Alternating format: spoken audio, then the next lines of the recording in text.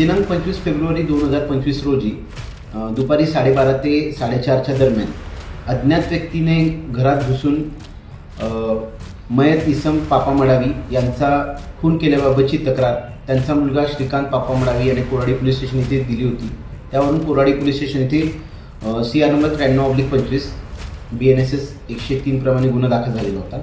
सदर गुन्ह्याचा तपास गुन्हे शाखा युनिट 5चं पथक देखील करत होतं. सदर तपासादरम्यान आरोपी जो आहे तो अज्ञात होता व यातील कारण देखील मयताच्या मृत्यूचं कारण किंवा खुनाचं कारण देखील अज्ञात होतं. अशा परिस्थितीत तपास करत असताना सदर घटनास्थळावरून केलेला तांत्रिक तपास व मयत इसम याच्या पूर्व इतिहासाबाबत माहिती संकलित करून सदर गुन्ह्याच्या तपासादरम्यान एक संशयित मोबाईल नंबर निष्पन्न केला गेला.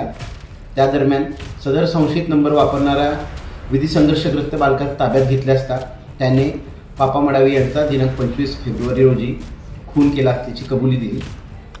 कारण का होतं हे म्हणजे मर्डरचा पुरा मामला का होतं? यातील मयत पापा मडावी व विधी संघर्षग्रस्त बालक यांची साधारण जानेवारी महिन्यात ओळख झाली होती. ते एकमेकांच्या संपर्कात होते फोनद्वारे. यातील मृतक यातील विधी संघर्षग्रस्त बालक याच्याशी अनैतिक संबंध होते.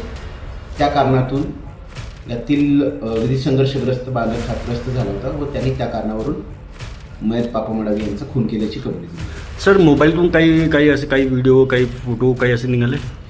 त्याबाबत तपास कोराडी पोलीस स्टेशनच्या ताब्यात आम्ही दिलेला आहे. आरोपी व मोबाईल कोराडी पोलीस स्टेशन तपास करतो. सर, मोबाईल कुठून भेटला काही असं? मोबाईल हा जो आहे तो आरोपी विधी संघर्षग्रस्त बालक जो आहे तो त्याच्या ताब्यातून जप्त करण्यात आलेला आहे.